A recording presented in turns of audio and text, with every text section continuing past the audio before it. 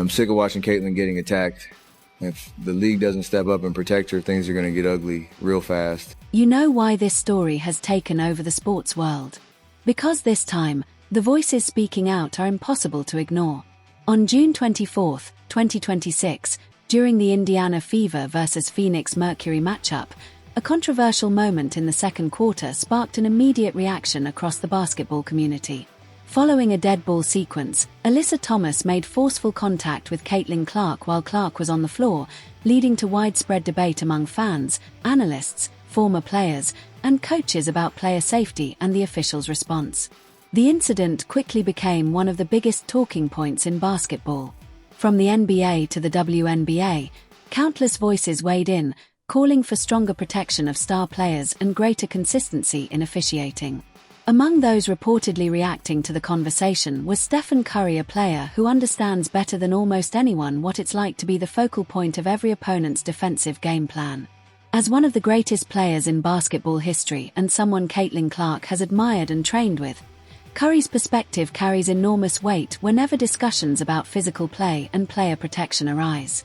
The debate has only continued to grow, with fans demanding accountability, clearer standards, and better enforcement to ensure the game's biggest stars can compete safely. What I would love Caitlin to do is get up one time and then just slap the Steph Curry and Caitlin Clark share more than superstar status. They've built a connection through mutual respect and a similar approach to the game.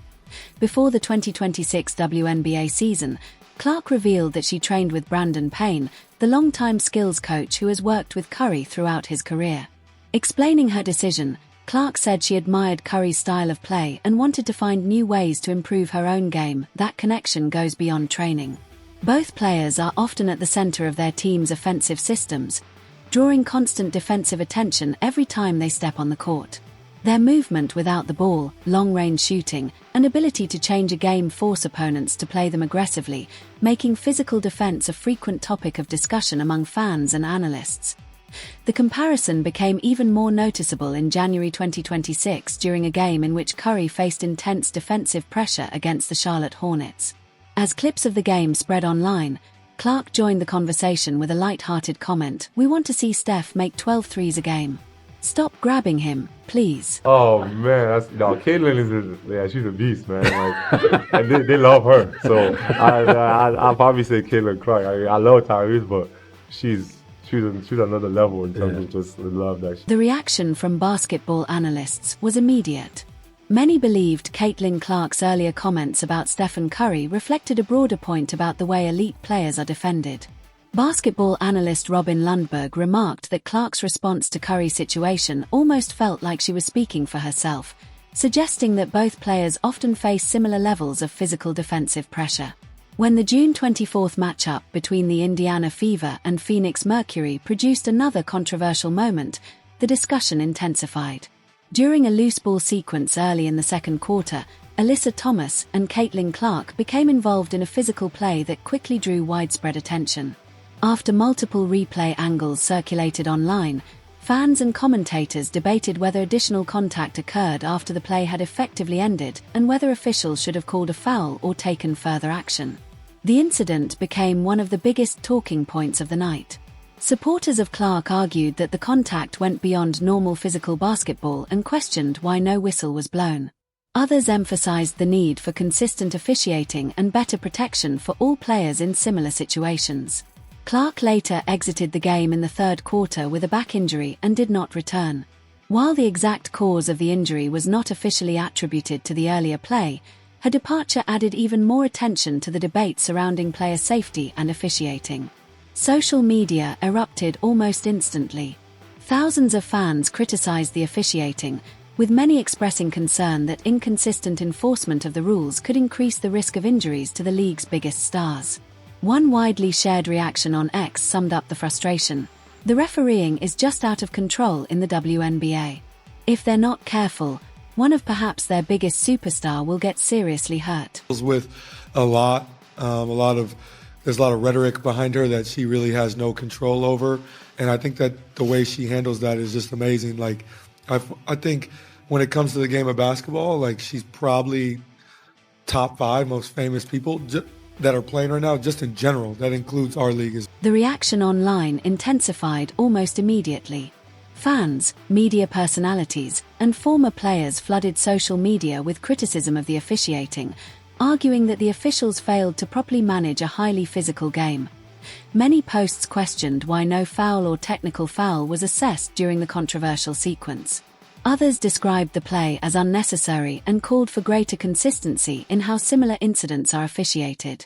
Several fans also pointed to Alyssa Thomas' physical style of play, while others defended the competitive nature of the game, making the incident one of the most debated moments of the WNBA season. One response stood out because it came from someone who said they were watching a WNBA game for the first time.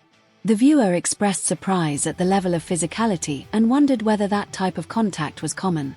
For many observers, that highlighted a larger concern. First impressions matter, especially as the league continues to attract new audiences. Prominent sports voices also joined the discussion. Outkick's John Root argued that the league's biggest stars deserve stronger protection from dangerous plays. Barstool Sports founder Dave Portnoy called the sequence a brutal cheap shot and questioned how it was handled by the officials. Sports Illustrated analyst Robin Lundberg publicly urged the WNBA to review the play and consider disciplinary action, while former WNBA player Stacey Dales described the incident as completely uncalled for and said the league should review it. After the game, Indiana Fever head coach Stephanie White addressed the controversy during her post-game press conference. White said she had already spoken with officials about the play at halftime and questioned the consistency of the officiating throughout the game. "I just saw it," White told reporters. "I'm not sure if it had any impact on her health or not, but it was egregious. The fact that it was a no call. I brought it to the attention of the officials at halftime." White also expressed frustration with the foul and free throw disparity later in the game, arguing that the officiating lacked consistency. Her comments quickly became another major talking point, adding fuel to an already intense league-wide debate over player safety, physical play, and the standards of WNBA officiating. As the conversation continued to spread across sports media, attention shifted from a single controversial play to a broader question. How should the league balance physical competition while ensuring consistent officiating and protecting its biggest stars? Coming in here aware of what happened 2 nights ago? And that still happens? What? Absolutely unacceptable. No, she didn't, dude. Absolutely She just unacceptable. cursed. And the reckless closeout that they actually reviewed, and the foot still comes down on top of the defender's foot that wasn't upgraded? Absolutely disrespectful. Stephanie White didn't stop with a brief reaction. She made it clear that, in her view, the officiating fell far short of the standard expected at the professional level. Speaking after the game, White said the play should have been called immediately, describing it as unacceptable and emphasizing that the officials had an opportunity to review key moments but still reached the same decision. She questioned why, after recent conversations around player safety, similar incidents continued to occur without stronger enforcement. White also expressed frustration with the replay process, arguing that if officials have access to multiple camera angles, they should use that opportunity to make the correct call.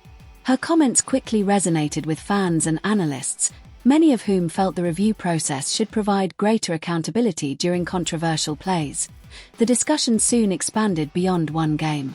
Supporters of Caitlin Clark pointed out that she had spent the off-season working to improve her game, including training with Brandon Payne, the longtime skills coach associated with Steph Curry. After returning to the court, Clark was playing at a high level before leaving the game in the third quarter with a back injury. Although no official finding linked her injury to the earlier contact, the sequence intensified concerns about player safety. Many observers argued that this wasn't an isolated incident but part of a broader conversation about the physical defensive attention Clark has received throughout her professional career. Others countered that physical play is part of basketball, while agreeing that officials must enforce the rules consistently regardless of the player involved. The comparison to Steph Curry also resurfaced. Both players are known for their shooting ability and constant movement without the ball, and both frequently become the focus of aggressive defensive strategies. For many fans, the debate was less about physical basketball itself and more about where the league should draw the line between tough defense and unnecessary contact. Attention then shifted to the league office. Under WNBA rules, The league has the authority to review controversial plays after games and determine whether additional discipline is warranted.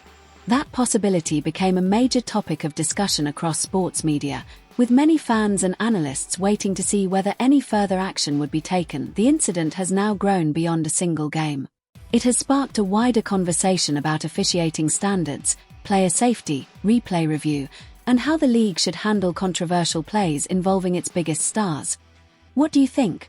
Should the league have taken additional action after reviewing the play? Share your thoughts in the comments, and don't forget to subscribe for more updates as this story continues to develop.